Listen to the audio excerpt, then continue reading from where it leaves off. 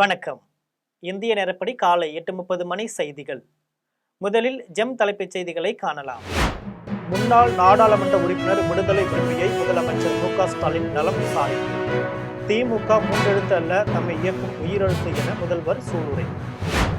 பாரத சாரண சாரணியர் இயக்கத்தின் உயரிய விருதான வெள்ளி யானை விருதினை பெற்றார் பள்ளி கல்வித்துறை அமைச்சர் அன்பில் மகேஷ். விருதை தமிழ்நாடு முதலமைச்சர் மாணவர்கள் மற்றும் இளைஞர்களுக்கு சமர்ப்பிப்பதாக தெரிவித்தார் பள்ளிக்கல்வித்துறை அமைச்சர்.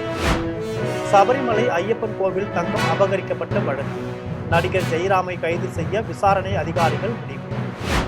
ரஷ்யா உக்ரைன் போரில் கடந்த மாதம் மட்டும் இரு தரப்பை சேர்ந்த 25,000 வீரர்கள் பலி என தெரிவித்தார் அமெரிக்க அதிபர் ட்ரம்ப். போர் நிறுத்தத்திற்கான அமைதி ஒப்பந்தத்தில் நல்ல முன்னேற்றம் என அதிபர் ட்ரம்ப் அறிவிப்பு. இனி விரிவான செய்திகளை காணலாம். முன்னாள் நாடாளுமன்ற உறுப்பினர் விடுதலை விரும்பியை முதலமைச்சர் மு.க.ஸ்டாலின் நேரில் சென்று நலம் விசாரித்தார். தமிழக முதலமைச்சர் தனது சமூக வலைதள பக்கத்தில் செய்தி வெளியிட்டுள்ளார். இதில் திமுக மூன்றெழுத்து அல்ல என்றும் அது உள்ளிருந்து தம்மை இயக்கும் உயிரெழுத்து என்றும் தெரிவித்தார். இதன் பின்னர் திமுக சொத்து பாதுகாப்பு குழு முன்னாள் உறுப்பினர் சுந்தரம் மற்றும் அவரது குடும்பத்தினரை நேரில் சென்று நலம் விசாரித்தார். இதைத் தொடர்ந்து நாடாளுமன்றத்திலும் மக்கள் மன்றத்திலும் முத்திரை பதித்தவருமான விடுதலை விரும்பி அவர்களது இல்லத்திற்கு நேரில் சென்று அவரது நலனை விசாரித்ததற்காக முதல்வர் மு.க.ஸ்டாலின் குறிப்பிட்டுள்ளார். பள்ளி கல்வித்துறை அமைச்சர் அன்பில் மகேஷ் அவர்களுக்கு பாரத சாரணர் சாரணியர் இயக்கத்தின் உயரிய விருதான வெள்ளி யானை விருதினை உத்தரப்பிரதேச ஆளுநர் ஆனந்தி பென் பட்டேல் வழங்கினார். பாரத சாரண சாரணியர் இயக்கத்தின் உயரிய விருதான வெள்ளி யானை விருது அமைச்சர் அன்பில் மகேஷ் அவர்களுக்கு வழங்கப்பட்டது. இது குறித்து பள்ளி கல்வித்துறை அமைச்சர் அன்பில் மகேஷ் வெளியிட்டு எக்ஸ் தளத்தில் பதிவிட்டுள்ளார். இதில் உத்தரப்பிரதேச மாநிலம் லக்னோவில் நடைபெற்ற 19வது தேசிய ஜம்போர் நிகழ்ச்சியில் மிக உயரிய அங்கீகாரமான வெள்ளி யானை விருதினை பெற்றதில் பெரும் மகிழ்ச்சி அடைவதாகவும், சாரண இயக்கத்தின் இந்த உயரிய விருதினை உத்தரப்பிரதேச ஆளுநர் ஆனந்தி பென் பட்டேல் வழங்கி கௌரவித்ததாக குறிப்பிட்டார். இதைத் தொடர்ந்து இவ்விருதினை தமிழ்நாடு முதலமைச்சர் மு.க.ஸ்டாலின் அவர்களுக்கும் மாணவர்களுக்கும் மற்றும் இளைஞர்களுக்கும் சமர்ப்பிப்பதாக தெரிவித்தார். இதையடுத்து அன்பு, மனிதநேயம் மற்றும் ஒழுக்கத்துடன் கூடிய வலிமையான சமுதாயத்தை படைக்க அனைவரும் ஒன்றிணைந்து உழைப்போம் என்றும் கூறினார். சபரிமலையில் தங்கம் அபகரிக்கப்பட்ட வழக்கில் நடிகர் ஜெயராமை கைது செய்ய விசாரணை அதிகாரிகள் முடிவு செய்துள்ளனர். சபரிமலை ஐயப்பன் கோவிலில் துவாரபாலகர் சிலைகள் மற்றும் கதவு நிலைகளில் பதிக்கப்பட்ட தங்க தகடுகளில் இருந்து தங்கம் அபகரிக்கப்பட்ட சம்பவம் பெரும் பரபரப்பை ஏற்படுத்தியது. இது தொடர்பாக கேரள உயர்நீதிமன்ற உத்தரவின் பேரில் குற்றப்பிரிவு கூடுதல் காவல்துறை தலைமை இயக்குனர் வெங்கடேஷ் தலைமையில் சிறப்பு புலனாய்வு குழு வழக்கு பதிவு செய்து விசாரணை நடத்தி வருகிறது. இதையடுத்து இந்த வழக்கு தொடர்பாக கடந்த 2019ஆம் ஆண்டு தங்க தகடுகளை சென்னைக்கு கொண்டு சென்ற உன்னிகிருஷ்ணன் போற்றி உள்பட 5 பேர் ஏற்கனவே கைது செய்யப்பட்டு சிறையில் அடைக்கப்பட்டுள்ளனர். இதைத் தொடர்ந்து துவார பாலகர் சிலைகள் மற்றும் சபரிமலை கோவில் கதவு நிலைகளை தனது வீட்டில் வைத்து பூஜை நடத்த ஏற்பாடு செய்த நடிகர் ஜெயராமை கைது செய்து விசாரிக்க விசாரணை அதிகாரிகள் முடிவு செய்துள்ளனர். ரஷ்யா உக்ரைன் போர் நிறுத்தத்திற்கான அமைதி ஒப்பந்தத்தில் நல்ல முன்னேற்றம் ஏற்பட்டுள்ளது என அமெரிக்க அதிபர் ட்ரம்ப் தெரிவித்துள்ளார். நேட்டோ கூட்டணியில் இணைய முயன்றதாக உக்ரைன் மீது ரஷ்யா 2022ஆம் ஆண்டு போர் தொடுத்தது. 3.5 ஆண்டுகளை தாண்டியும் இந்த போர் தொடர்ந்து நடைபெற்று வருகிறது. இதைத் தொடர்ந்து போர் நிறுத்தம் தொடர்பாக அமெரிக்க அதிபர் ட்ரம்ப் இரு நாடுகளின் தலைவர்களையும் சந்தித்து பேசி வருகிறார். ஆனால் இதுவரை எந்த உடன்பாடும் எட்டப்படவில்லை. இது குறித்து அமெரிக்க அதிபர் ட்ரம்ப் செய்தியாளர்களிடம் பேசிய போது, ரஷ்யா உக்ரைன் போரில் கடந்த மாதம் மட்டும் இரு தரப்பை சேர்ந்த 25,000 வீரர்கள் பலியாகினர் என்று அதிபர் ட்ரம்ப் தெரிவித்தார். இதையடுத்து இந்த போர் நிறுத்தம் தொடர்பாக ரஷ்ய தூதுக்குழுவை அமெரிக்க அதிகாரிகள் அபுதாபியில் சந்தித்து பேசினர். இதன் மூலம் போர் நிறுத்தத்திற்கான அமைதி ஒப்பந்தத்தில் நல்ல முன்னேற்றம் ஏற்பட்டுள்ளது என அமெரிக்க அதிபர் ட்ரம்ப் தெரிவித்துள்ளார். பாஜகவின் கிளை அமைப்புதான் தமிழக வெற்றி கழகம் என்று அமித்ஷா சொன்னால் எடப்பாடி பழனிசாமியை தாவாக்காவில் இணைவார் என்றும் விடுதலை சிறுத்தைகள் கட்சி நாடாளுமன்ற உறுப்பினர் ரவிக்குமார் தெரிவித்துள்ளார். விழுப்புரம் மாவட்டம் விக்கிரவாண்டி அடுத்த சாத்தனூரில் 1 கோடி ரூபாய் அளவில் அமைக்கப்பட உள்ள பயிலரங்கம் மற்றும் நூலக கட்டிடத்திற்கு விழுப்புரம் நாடாளுமன்ற உறுப்பினர் ரவிக்குமார் அடிக்கல் நாட்டினார். அதன்பின் செய்தியாளர்களிடம் பேசிய ரவிக்குமார், பாஜகவின் ஒரு கிளை அமைப்புதான் தமிழக வெற்றி கழகம் என்று தெரிவித்தார். சனாதன சக்திகளின் நாடகத்தில் ஒரு காட்சிதான் செங்கோட்டையன் தாவேகாவில் இணைவது என்றும் ரவிக்குமார் குறிப்பிட்டார். அதற்கு பிறகு திரு அமித்ஷா அவர்கள்தான் என்னை இப்படி பேச சொன்னார் என்று அவர் தெரிவித்தார். இன்னும் சில நாட்களிலே அமித்ஷா அவர்கள்தான் தாவேகாவில் சேர சொன்னார் என்பதையும் அவர் வெளிப்படையாக சொல்லுவார். பாஜகவினுடைய நாடகம் இன்றைக்கு ஒவ்வொன்றாக தமிழ்நாட்டிலே அரங்கேறி கொண்டிருக்கிறது. அவருடைய முதன்மையான நோக்கம் அதிமுகவை ஒழிப்பதுதான். அதை அவர்கள் செய்து கொண்டிருக்கிறார்கள். சென்னை புழுதிவாக்கம் மற்றும் மடிப்பாக்கத்தில் செயல்படும் பள்ளிகளில் பயிலும் மாணவர்களுக்கு சோழிங்கநல்லூர் தொகுதி சட்டமன்ற உறுப்பினர் அரவிந்த் ரமேஷ் இலவச மிதிவண்டிகளை வழங்கினார். தமிழக முதலமைச்சர் மு.க.ஸ்டாலின் ஆணைக்கு இணங்கவும் துணை முதலமைச்சர் உதயநிதி ஸ்டாலின் ஆலோசனைப்படியும் சென்னை புழுதிவாக்கம் சோழிங்கநல்லூர் சட்டமன்ற தொகுதிக்கு உட்பட்ட 186வது வட்டத்தில் புழுதிவாக்கத்தில் செயல்படும் தந்தை பெரியார் அரசினர் மேல்நிலைப் பள்ளியிலும் மடிப்பாக்கத்தில் செயல்படும் வெங்கடேஸ்வரா பள்ளியிலும் பயிலும் மாணவர்களுக்கு அரசின் இலவச மிதிவண்டி வழங்கும் விழா நடைபெற்றது. விழாவில் சோழிங்கநல்லூர் தொகுதி சட்டமன்ற உறுப்பினர் அரவிந்த் ரமேஷ், 14வது மண்டல குழுவின் தலைவர் SV ரவிச்சந்திரன் ஆகியோர் கலந்து கொண்டு இலவச மிதிவண்டிகளை வழங்கினர். விழாவில் 186வது வட்ட மாமன்ற உறுப்பினர் JK மணிகண்டன் மற்றும் நிர்வாகிகள், பள்ளி ஆசிரியர்கள், மாணவர்கள் பலர் கலந்து கொண்டனர். உத்திரமேரூரில் நடைபெற்ற திமுக அரசின் சாதனை விளக்க திருமுனை பிரச்சார கூட்டத்தில் முதலமைச்சர் மு.க.ஸ்டாலின் தலைமையில் தமிழகம் தலை நிமிர்ந்து நிற்கிறது என்றும் சட்டமன்ற உறுப்பினர் சுந்தர் தெரிவித்தார். உத்திரமேரூர் சட்டமன்ற தொகுதிக்கு உட்பட்ட தண்டரை, மானாம்பதி, கண்டிகை, இளநகர் உள்ளிட்ட ஊராட்சிகளில் திமுக அரசின் சாதனை விளக்க திருமுனை பிரச்சார கூட்டம் நடைபெற்றது. கூட்டத்தில் தமிழக துணை முதலமைச்சர் உதயநிதி ஸ்டாலின் பிறந்த நாளை முன்னிட்டு 49 கிலோ எடையில் மெகா சைஸ் கேக் வெட்டப்பட்டு பொதுமக்களுக்கு இனிப்புகளுடன் நலத்திட்ட உதவிகள் வழங்கப்பட்டது. இதையடுத்து கூட்டத்தில் சட்டமன்ற உறுப்பினர் சுந்தர் கலந்து கொண்டு உரையாற்றினார். அப்போது இந்தியாவிற்கே முன்மாதிரியான திட்டங்களான முதலமைச்சரின் காலை உணவு திட்டம், மகளிர்களுக்கான புதுமை பெண் திட்டம், இளைஞர்களுக்கான தமிழ் புதல்வன் திட்டங்கள் சிறப்பாக செயல்படுத்தப்பட்டு வருகிறது எனவும், திமுக ஆட்சிக்கு வந்த பிறகு தமிழ்நாட்டில் வறுமை இல்லை, பட்டினி சாவு இல்லை, பணவீக்கம் இல்லை, பெரிய சாதி மோதல்கள் இல்லை என்றும் முதலமைச்சர் மு.க.ஸ்டாலின் தலைமையில் தமிழகம் தலை நிமிர்ந்து நிற்கிறது என்றும் சட்டமன்ற உறுப்பினர் சுந்தர் தெரிவித்தார். கூட்டத்தில் ஊராட்சி மன்ற தலைவர் மரகதம், ஆறுமுகம், ஒன்றிய இளைஞரணி துணை செயலாளர் ஆதி நாராயணன், உள்ளாட்சி பிரதிநிதிகள் உள்பட ஒன்றிய நகர கழக நிர்வாகிகள் என திரளானோர் கலந்து கொண்டனர். திருவண்ணாமலை மாவட்டம் செய்யாற்றில் 11ஆம் வகுப்பு மாணவ மாணவிகளுக்கு இலவச மிதிவண்டிகளை சட்டமன்ற உறுப்பினர் ஜோதி வழங்கினார். செய்யாறு அரசு மேல்நிலைப் பள்ளியில் மாவட்ட கல்வி அலுவலர் செந்தில் முருகன் தலைமையில் இலவச மிதிவண்டி வழங்கும் விழா நடைபெற்றது. இதில் சட்டமன்ற உறுப்பினர் ஜோதி கலந்து கொண்டு மாணவ மாணவிகளுக்கு மிதிவண்டிகளை வழங்கினார். மகளிர் மேல்நிலைப் பள்ளியில் 11ஆம் வகுப்பு பயின்று வரும் 469 பேருக்கும், ஆண்கள் மேல்நிலைப் பள்ளியில் 11ஆம் வகுப்பு பயின்று வரும் 399 மாணவர்களுக்கும் மிதிவண்டிகள் வழங்கப்பட்டன. இந்த நிகழ்ச்சியில் பார்வதி சீனிவாசன், விஸ்வநாதன், தலைமை ஆசிரியர்கள், பெற்றோர் ஆசிரியர் சங்க தலைவர்கள், ரவிக்குமார், வழக்கறிஞர் அசோக், நகர்மன்ற உறுப்பினர்கள், திமுக நிர்வாகிகள் ஆகியோர் கலந்து கொண்டனர். 2026 சட்டமன்ற தேர்தலில் தமிழகத்தில் ஆட்சியில் பங்கு கேட்பது குறித்து கட்சியின் தலைமை முடிவெடுக்கும் என்று திருச்சியில் அகில இந்திய காங்கிரஸ் கமிட்டி பார்வையாளர் சாகிர் சனதி தெரிவித்தார். திருச்சி காங்கிரஸ் கட்சி அலுவலகமான அருணாச்சல மன்றத்தில் அகில இந்திய காங்கிரஸ் கமிட்டி பார்வையாளரும் முன்னாள் இளைஞர் காங்கிரஸ் தலைவரும் கர்நாடக காங்கிரஸ் கட்சியின் செயலாளருமான சாகிர் சனதி தெற்கு மாவட்ட காங்கிரஸ் கட்சி நிர்வாகிகளை சந்தித்தார். அதன் பின்னர் செய்தியாளர்களை சந்தித்து பேசினார். அப்போது முதற்கட்டமாக காங்கிரஸ் கட்சி நிர்வாகிகளை சந்தித்து வருவதாகவும், தெற்கு மாவட்டத்திற்கு தலைவர் தேர்ந்தெடுக்க வந்திருப்பதாகவும், கட்சியில் அனைத்து சமுதாயத்தினருக்கும் பாகுபாடு இன்றி பொறுப்புகள் வழங்கப்படும் என்றும் தெரிவித்தார். மேலும் கட்சியை வலுப்படுத்துவதற்கு என்னென்ன முயற்சிகள் செய்ய வேண்டும் என மேற்கொள்ள உள்ளதாகவும் செயலாளர் சாகிர் சனதி தெரிவித்தார். மேலும் பீகார் தேர்தல் தோல்வி குறித்து செய்தியாளர்கள் கேள்வி எழுப்பியதற்கு பதிலளித்த அவர், வாக்கு திருட்டு மூலமாக பாஜக கூட்டணி வெற்றி பெற்றதாக சாகிர் சனதி தெரிவித்தார்.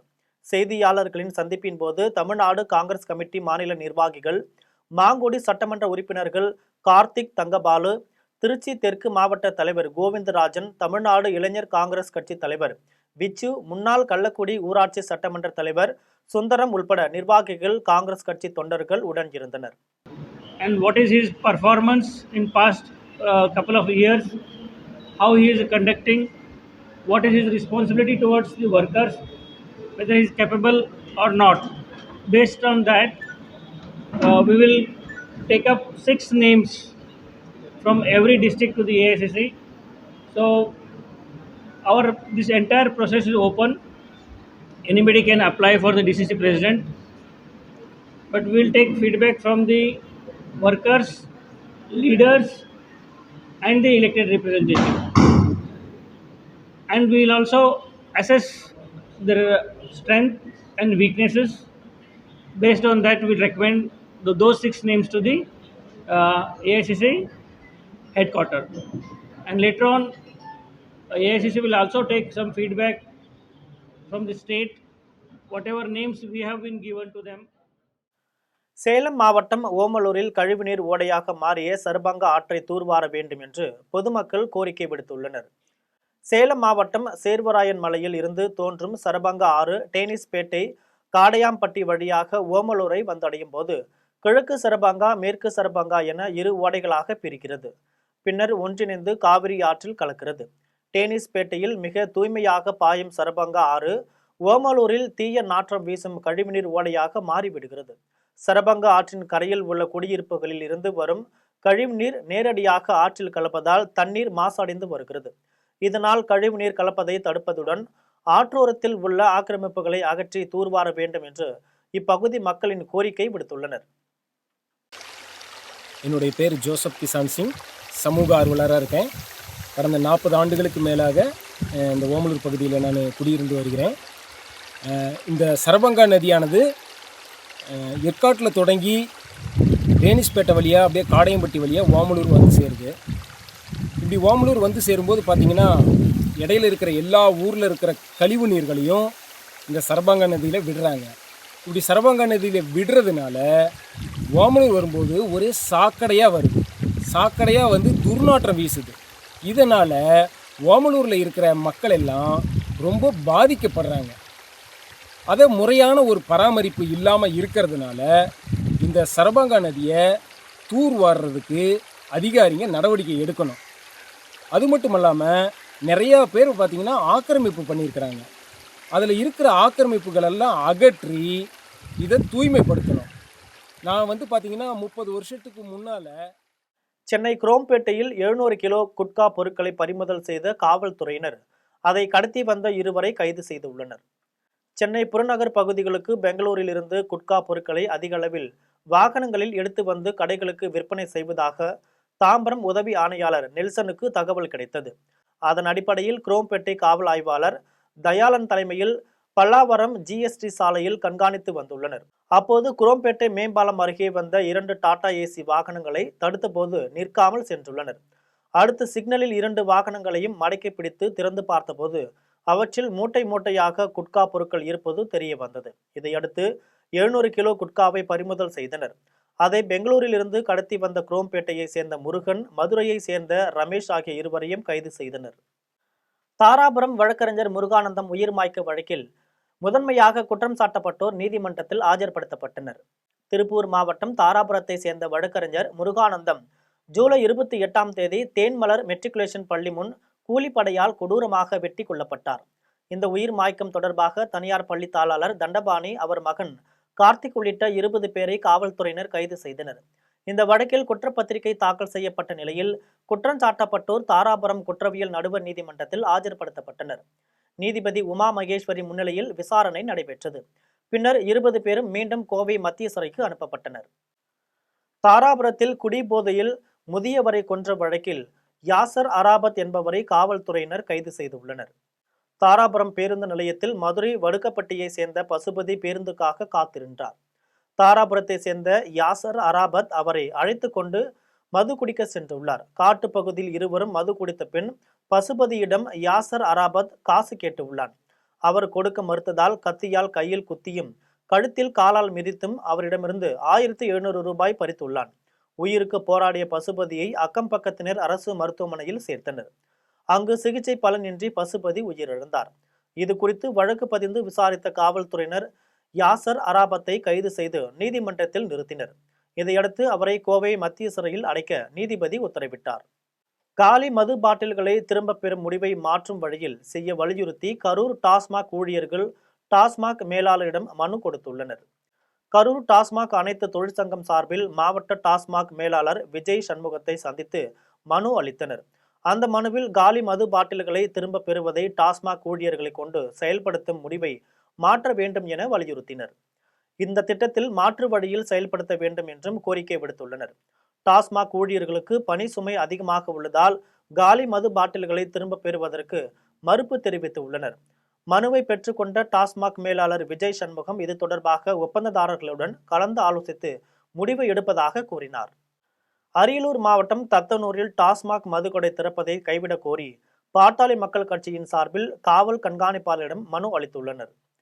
அரியலூர் மாவட்டம் தத்தனூரில் ஊராட்சியில் அரசு டாஸ்மாக் மதுக்கடையை அமைப்பதற்கான முயற்சிகளை மேற்கொண்டு வருகிறது.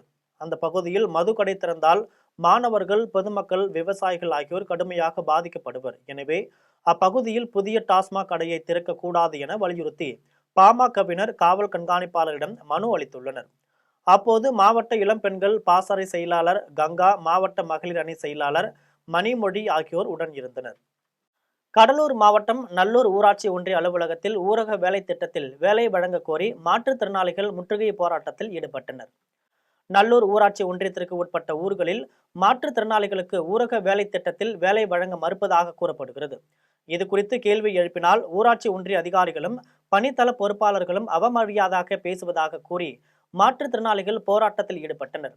2 மணி நேரத்திற்கு மேலாக போராட்டம் நடத்தியும் தங்கள் கோரிக்கையை யாரும் கேட்கவில்லை என்று அவர்கள் தெரிவித்தனர். தஞ்சாவூர் மாவட்டம் மருத்துவக்குடி மும்மூர்த்தி விநாயகர் கோவில் மகா கும்பாபிஷேக விழா சிறப்பாக நடைபெற்றது. தஞ்சாவூர் மாவட்டம் ஆடுதுறை அருகே மருத்துவக்குடி மும்மூர்த்தி விநாயகர் கோவிலில் புதிய மண்டபங்கள் கட்டப்பட்டு திருப்பணி செய்யப்பட்டது. கோவிலின் மகா கும்பாபிஷேக விழா விக்னேஸ்வர பூஜைகளுடன் தொடங்கியது. தொடர்ந்து நவகிரக பூஜை, லட்சுமி பூஜைகள் நடைபெற்றன.